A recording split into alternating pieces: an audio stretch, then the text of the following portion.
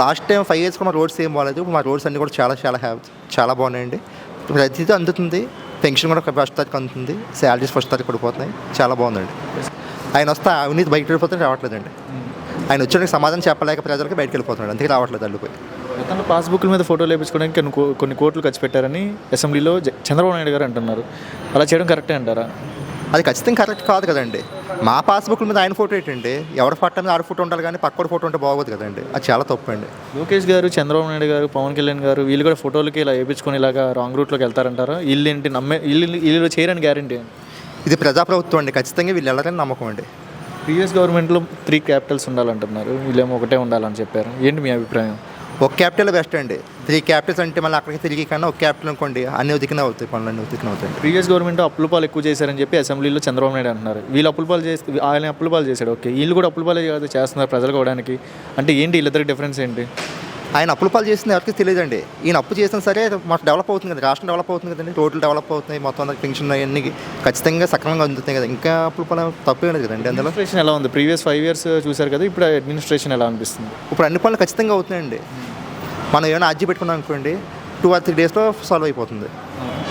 ఇప్పుడు present AP roads ఎలా అనిపిస్తుంది? డిప్యూటీ సీఎం పవన్ కళ్యాణ్ గారు వర్క్ ఎలా అనిపిస్తుంది? ఆయన సూపర్ అండి. రోడ్స్ అయితే చాలా బాగున్నాయండి. మా ఏజెన్సీ రోడ్లు అన్నీ కూడా చాలా డెవలప్ అయిపోయి. ఏ ఏరియా లొకేషన్, ఏ సరౌండింగ్స్లో అయినాయి రీసెంట్గా రోడ్స్ అనేది మీకు? రోడ్స్ అంటే పాడేరు నియోజకవర్గంలో మొత్తం కొయ్యూరు ఏరియాన్స్ కూడా CC roads and BT roads మొత్తం కంప్లీట్ అయిపోయి. ప్రీవియస్ చూస్తున్నారు కదండి, ఒక డిప్యూటీ సీఎం అంటేనే పేరైనా తెలిసేదా మీకు? ఇప్పుడు డిప్యూటీ సీఎం అంటే పేరైనా తెలుస్తుందా? ఆల్రెడీ అంతగా ఇదైపోయారు కదండి. డిప్యూటీ సీఎం అంటేనే దేవుడి కింద ఉంటుంది అందరికీ. కాబట్టి వాళ్ళిద్దరు చంద్రబాబు నాయుడు, పవన్ కళ్యాణ్ ఇద్దరు కలిసి ఉంటేనే చాలా ఇంకా డెవలప్ అయిపోతుంది రాష్ట్రం. 40 years ఇండస్ట్రీ అంటున్నారు. తెలంగాణని వన్ ఆఫ్ ది బెస్ట్ ప్లేస్లో తీసుకొచ్చాను, హైదరాబాద్ రూపం నేనే మార్చాను అంటూ ఉంటారు చంద్రబాబు నాయుడు. మరి అదే ఏపీలో కూడా నిలబెట్టుకొని ముందుకెళ్తారంటారా? అమరావతి త్వరగా తీసుకొస్తారంటారా చేతికి? ఖచ్చితంగా తీసుకొస్తారండి. ఆయన మీద నమ్మకంతో కదండి మేము ఎంత ఓటేస్తాం. ఖచ్చితంగా ఆయన తీసుకొస్తారు. ఆయన భూమి ముందు ఏదన్నా కూడా బాగుతుందండి. ఏది మంచి ప్రభుత్వం అనిపిస్తుంది? టీడీపీ అండి. మీ పేరు? మా పేరు నడిపినేని కోటేశ్వరరావు. ఓకే, కూటమి ప్రభుత్వం వచ్చి 9 నెలలు అవుతుంది కదండి. ఈ 9 నెలల పరిపాలన అనేది ఎలా అనిపించింది? ఓకే, చాలా బాగుంది. డెవలప్మెంట్స్ అన్ని కనపడుతున్నాయి. No problem. ఎంప్లాయీస్ కూడా అన్ని కొన్ని ఏరియాస్ కూడా వేస్తున్నారు. బ్యాంకులో డబ్బులు ఇబ్బంది లేదు.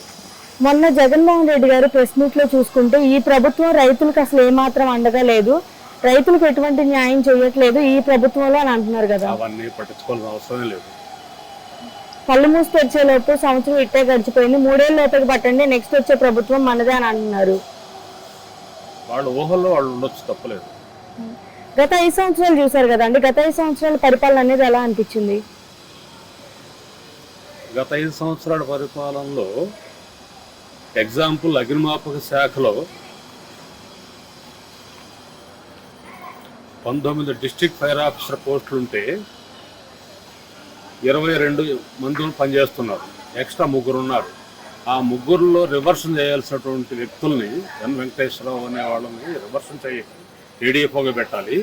అలా చేయకుండా ఈ విధంగా ఐపీఎస్ సునీల్ కుమార్ గారు ప్రభుత్వం ఇచ్చే ఉత్తర్వులు ఆయన ఇచ్చి వీరిని విజయవాడ మున్సిపల్ కార్పొరేషన్లో ఉద్యోగం చేయిస్తున్నారు అక్కడ. ఇది తప్పు. దీని మీద ఎన్నో రిప్రజెంటేషన్ ఇచ్చాం, గత ప్రభుత్వంలో కూడా ఇచ్చాం, ఎవరు స్పందించలేదు. ఈ ప్రభుత్వం వచ్చిన తర్వాత కూడా ఇవ్వడం జరిగింది. ప్రస్తుత డీజీ చాలా sincere honest officer Madireddy Pratap గారు ఐపీఎస్, వారు పరిశీలిస్తున్నారు. వారు న్యాయం చేస్తారని చెప్పి మేము భావిస్తున్నామండి.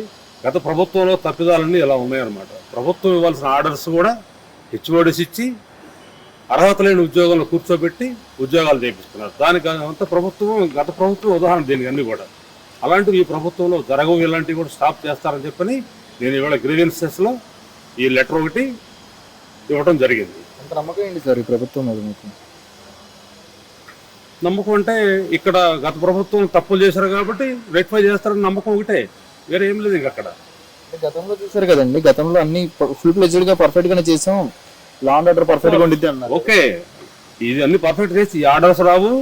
ఈ జీవోలన్నీ కూడా ఉటంకించి జీవో ఆర్టీ నెంబర్ 172 తేదీ 22/22, నెక్స్ట్ ఇంకో జీవో ఆర్టీ 1996 ప్రకారం ఈ జీవోలను ఉటంకించి ఒక ఐపీఎస్ అధికారి హెచ్ఓడి పివి సునీల్ కుమార్ గారు ఈ విధంగా ఆర్డర్స్ ఇస్తే ఇదే ఎగ్జాంపుల్. ఇంకా ఫైర్ సర్వీస్లోనే ఎగ్జాంపుల్ ఇది.